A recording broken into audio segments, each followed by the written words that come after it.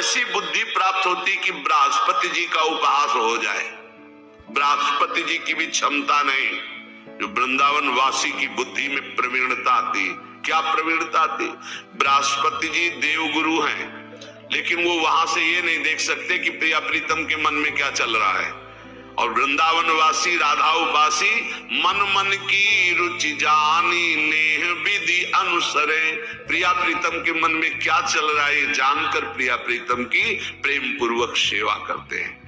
मन मन की रुचि जानी, प्रिया प्रीतम के मन की रुचि जानकर, ये बृहस्पति जी में सामर्थ्य नहीं।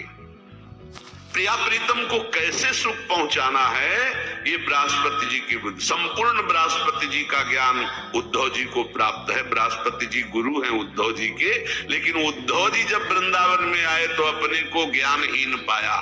गोपियों के समक्ष और चरणों में लौट गए, बोले अभी तक मुझे इसका परिचय ही नहीं था। तो जिसे बृहस्पति जी को भी परिचय नहीं है वो है वृंदावन प्रेम रस। यहाँ कह रहे श्रीपाद की जो वृंदावन के राधा चरणारविंद की उपासना करता है उसकी बुद्धि में जो बात आती है वो बृहस्पति जी की भी बुद्धि में नहीं। तिरस्कुर्या द्वर्या नपि सुरगुरुन बुद्धि भी भवई, सुरगुरु बृहस्पति जी की बुद्धि का भी तिरस्कार करने वाला ज्ञान अद्भुत प्रेम वृंदावन उपासक को प्राप्त होता है।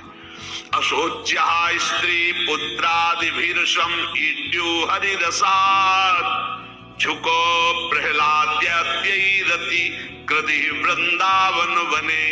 श्री सुखदेव जी प्रहलाद आदि जिन प्रभु की रति को प्राप्त हुए, आश्चर्य की बात है, बड़े सोच की बात है कि लोग स्त्री पुत्र आदि में आसक्त होकर ऐसे मानव देह को भगवान की भक्ति प्रेम रस में ना डुबो करके व्यर्थ में नष्ट कर देते हैं। श्रीपाद का कहना है कि जहां ऐसा वैभव मिलता है, जहां ऐसी बुद्धि मिलती है, जहां का ये प्रभाव है कि एक बार आ जाए प्रणाम कर ले इस भूमि को तो उसको अंतिम समय परम कल्याण की प्राप्ति होती है।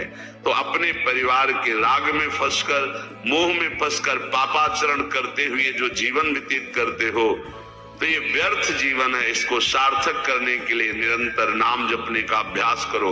कभी कभी वृंदावन आकर दर्शन कर जाओ। जो कर्म करते हो पापाचरण उसमें ना हो, वो कर्म भगवान को अर्पित करो। इसी जन्म में भगवत प्राप्ति हो जाएगी।